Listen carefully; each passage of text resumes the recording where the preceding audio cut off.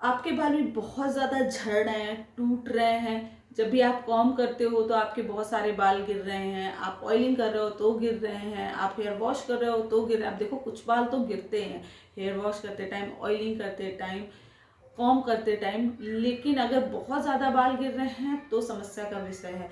अब अगर आपके बालों में बिल्कुल भी शाइन नहीं है, बहुत ज़्यादा डिहाइड्रेटेड रहते हैं, बहुत ज़्यादा फ्रिज रहता है बालों में, बहुत ज़्यादा आपके बाल जो है ड्राई रहते हैं, आपका ना बाल जो है हेयर लेंथ जो है वो सालों से वहीं पर अटकी हुई पड़ी हुई है, हेयर लेंथ इंक्रीज ही नहीं हो रही है, नई हेयर ग्रोथ हो ही नहीं रही है। तो आप बिल्कुल सही वीडियो पे आए, क्योंकि आज की वीडियो में ना मैं एक ऐसा मैजिकल हेयर ऑयल प्रिपेयर करने वाली हूँ आप सभी के लिए, जिसका इस्तेमाल अगर आप रेगुलर बेसिस पे करते हो ना तो आपकी हेयर हेल्थ, हेयर क्वालिटी तो इम्प्रूव होगी, आपका जो बाल है वो लंबा भी होगा और आपका जो हेयर फॉल है वो पूरी तरीके से बंद हो जाएगा। वीडियो को स्टार्ट करते हैं। चैनल पे नए हो तो चैनल को सब्सक्राइब कीजिएगा, वीडियो को लाइक शेयर कीजिएगा।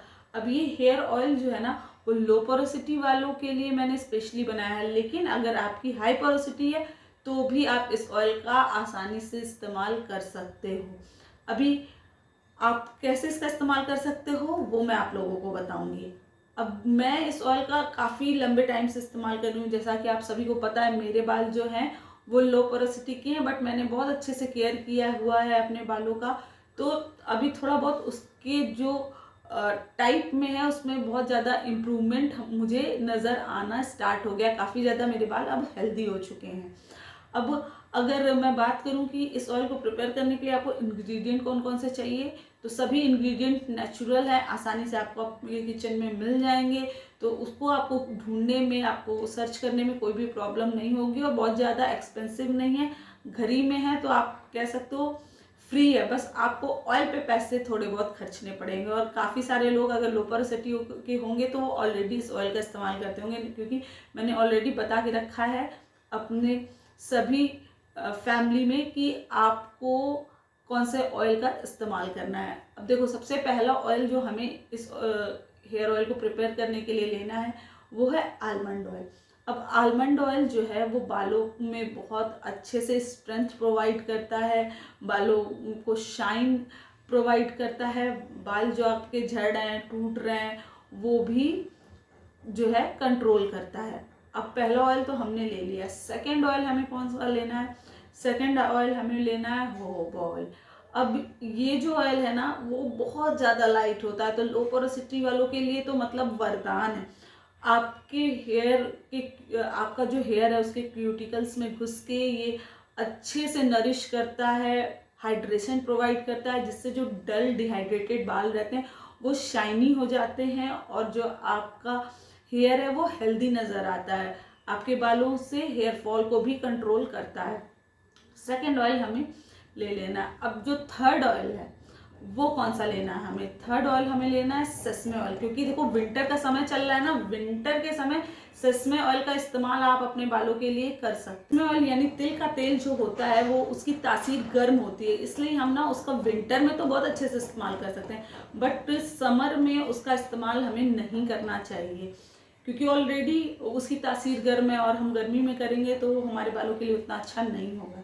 अब किस रेशियो में हमें इस ऑयल को लेना है? देखो ये रेमेडी प्रिपेयर करने के लिए ना आपके पास एक कांच की जार या फिर कांच का बॉटल जरूर होना चाहिए, तभी आप इस ऑयल को प्रिपेयर कीजिएगा। प्लास्टिक के कंटेनर में इस ऑयल को प्रिपेयर नहीं करना है, मैं पहले ही बता दे रही हूँ।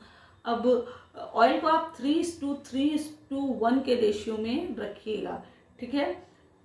यानी 3 आपको आलमंड लेना है, 3 जोजोबा लेना है और 1 जो है वो आपको लेना है अपना सेसमे ऑयल। अब देखो आपके पास अगर आर्गन ऑयल है तब तो आप उसका इस्तेमाल कर लीजिए, क्योंकि आर्गन ऑयल ना बहुत ज़्यादा कॉस्टली होता है तो सबके पास नहीं होता है, इस वजह से मैं इस ऑयल में आर्गन ऑयल ऐड नहीं कर रही हूँ। अदरवाइज मैं अपने ऑयल में आर्गन ऑयल का इस्तेमाल करती हूँ कभी कभी जब मेरे पास अवेलेबल होता है, नहीं होता है तो कोई प्रॉब्लम नहीं होती है। इसलिए मैं आप लोगों को बता दी हूँ कि अगर है तो इंक्लूड कर लो।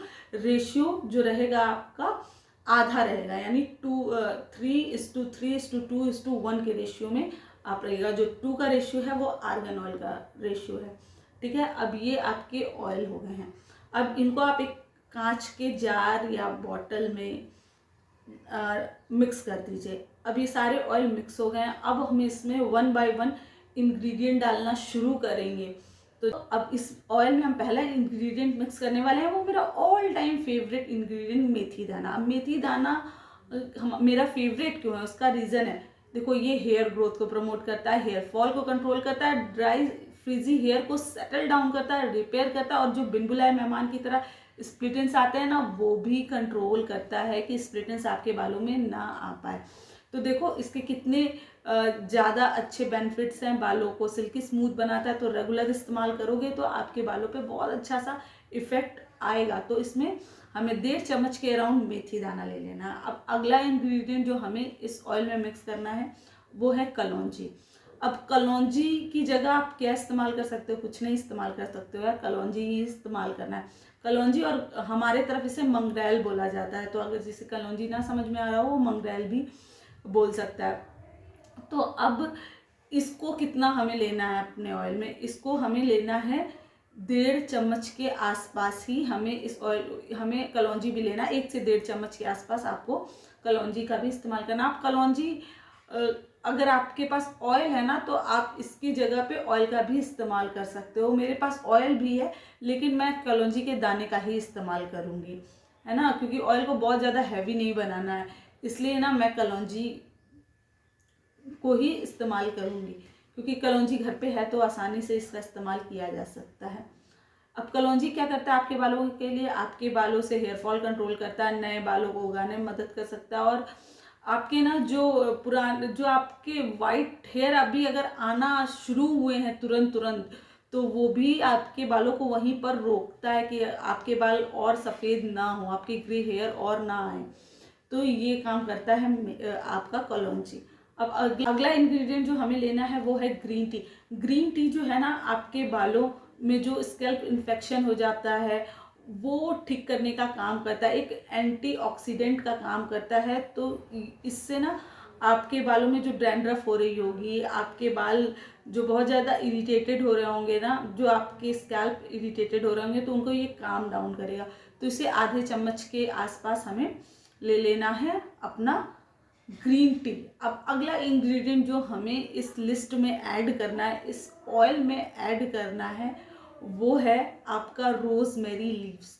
अब रोजमेरी लीव्स नहीं है तो क्या कर सकते हैं यार, इस ऑयल को ना, अगर आप चाहते हो एकदम से हेयर फॉल कंट्रोल हो जाए ना, तो आपके लिए रोजमेरी लीव्स ऐड करना ना बहुत इंपॉर्टेंट है। मतलब कोई ऑप्शन नहीं है यार कि आप रोजमेरी लीव्स ऐड करो कि नहीं। अगर आप चाहो तो नहीं इस्तेमाल कर सकते हो, उसके लिए तो कुछ नहीं किया जा सकता है, लेकिन अगर आप इस्तेमाल करते हो ना, तो आपका हेयर फॉल आपको बहुत अच्छे से कंट्रोल देखने को मिलेगा। तो और आप हेयर ग्रोथ भी आपकी प्रमोट होगी। अब कई सारे लोग बोलेंगे एसेंशियल ऑयल का इस्तेमाल कर सकते हैं क्या, अब मजबूरी है तो एसेंशियल ऑयल रोजमेरी आप यूज़ कर लो, बट मेरे हिसाब से अगर आप रोजमेरी लीव्स ऐड करोगे तो ज़्यादा बेनिफिट आपको मिलेगा।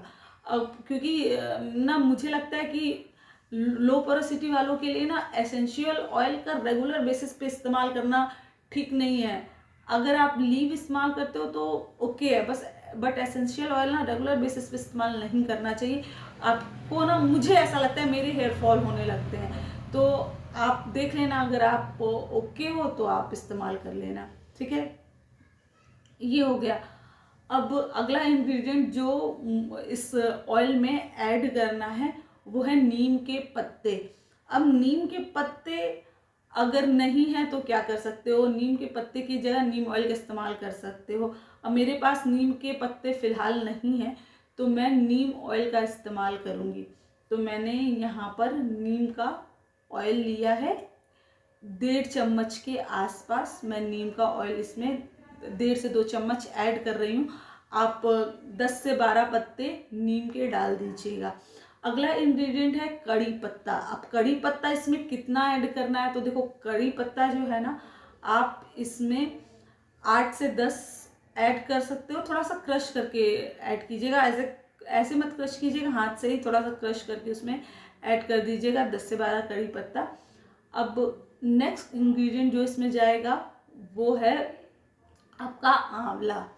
आंवला हमारे बालों के लिए बहुत अच्छा होता है, हमारे बालों को जो हेयर ग्रोथ देता है, हेयर फॉल कंट्रोल करता है, हमारे बाल को सिल्की स्मूथ बनाता है, बाल असमय सफ़ेद हो रहे हैं तो उनको भी कंट्रोल करता है। अब आप कलर करना स्टार्ट कर दिए हो तो अब ऐसा नहीं है आपके बाल वापस से काले हो जाएंगे, बट अगर आपके नए अभी तुरंत वाइट बाल आए हैं और आप ना अभी कलर वगैरह नहीं किए हो तो आप आंवले का सेवन भी करो और आंवला अप्लाई भी करो, तो देखो आपके बाल रिवर्स होने के ताकत रखते हैं। अगर अभी तुरंत आना स्टार्ट हुआ है तो बहुत लंबा टाइम हो गया तो नहीं होंगे, इस बात की मैं आपको बता दे रही हूँ। इस बात को मत लेके बैठिएगा कि अच्छा अभी मैं इस्तेमाल करूँ तो काले हो जाएंगे। अब मेरे भी देखो ग्रे हेयर आना स्टार्ट हो चुके थे, उस समय मुझे पता नहीं था कि ये रिवर्स हो जाता है तो मैंने इस पर कोई काम नहीं किया। और अब जब मैंने 1-2 बार कलर कर लिया, इंडिगो अप्लाई कर लिया, मेहंदी अप्लाई कर ली, तो फिर कहाँ से वो रिवर्स होगा। तो इसलिए आपको ना अगर अभी तुरंत आपने ऐसा कोई भी ट्रीटमेंट नहीं किया है, कुछ भी अपने बालों के साथ छेड़छाड़ नहीं किया है, तो आपके बाल वापस से नॉर्मल भी हो सकते हैं, ब्लैक भी हो सकते हैं। आंवला लेना है, मैंने एक आंवला लिया, इसको जो है छोटी छोटी पीसेस में कट करके डाल दिया और मेरे पास ना आंवला की लीव भी थी तो मैंने थोड़ी सी आंवला की लीव भी इस ऑयल में ऐड कर दी है। अब देखो कितने सारे इंग्रेडिएंट जो हैं इसमें मैंने मिक्स कर दिए हैं और ये कितना ज़्यादा हर्बल और नेचुरल हेयर ऑयल प्रिपेयर हो चुका है। अब सोचो ये बालों में अप्लाई किया जाएगा तो इसके रिजल्ट कितने ज़्यादा अमेजिंग होने वाले हैं। अब इस ऑयल में